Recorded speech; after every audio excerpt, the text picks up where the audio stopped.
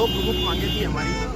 एक तो हमने अपने खून पसीने से फसल तैयार की, बड़ी मुश्किल से यूरिया की, डीएपी की व्यवस्था की, खाद की, बिजली की व्यवस्था की, रात भर हम खेतों में भटकते रहे और खून पसीने से अपने बच्चों जैसी हमने फसल तैयार की। और आज जब हमारे खेत में फसल तैयार हुई है तो उसको रोजड़े नष्ट कर रहे हैं। जिस तरीके से जो मानव की प्रजाति की जब जनसंख्या ज़्यादा होती है तो उसके लिए सरकार हमारे दो की पद्धति लगाती है और नसबंदी करती है। तो हमारी यहाँ से सरकार से अपील है कि रोजड़ा हमारी फसलों को नुकसान कर रहा है, उसमें रोजड़ा भी, जंगली जानवर भी और जंगली सूअर भी, तो इनकी नसबंदी की जाए और इनसे किसानों को मुक्ति दिलाई जाए।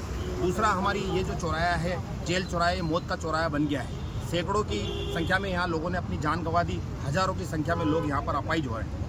आए दिन यहाँ पे दुर्घटनाएं होती है। ये NH 52 है और national highway authority of India की गाइडलाइन कहती है कि जब भी शहर के बाहर कोई रोड बनाया जाता है तो वहाँ पर सर्विस रोड बनाया जाता है, और ट्रैफिक जहाँ पर भी ज़्यादा होता है तो वहाँ पर फ्लाईओवर बनाया जाता है।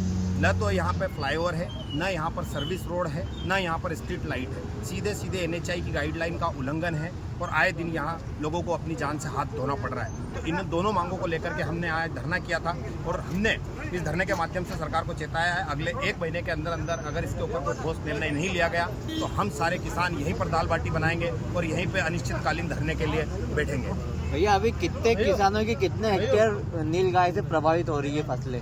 आप ये मान लीजिए कि करीब 10,000 हेक्टेयर ज़मीन जो है वो हमारे इस देवास जिले की प्रभावित हो रही है इसमें, और लाखों करोड़ों रुपए का नुकसान है, क्योंकि एक जो नीलगाय है वो करीब 30 से 35 किलो अनाज उसको चाहिए एक दिन में, मतलब इतनी घास खा जाती है। तो वो जो फसल है हमारी, जो गेहूँ है, यहाँ तक कि ऐसे किसान भी हमारे साथ में यहाँ पर उपस्थित थे जिनने 20-20, 25-25 बीघा की फसल या तो उनकी ख़त्म हो गई या उनने बोना बंद कर दिया।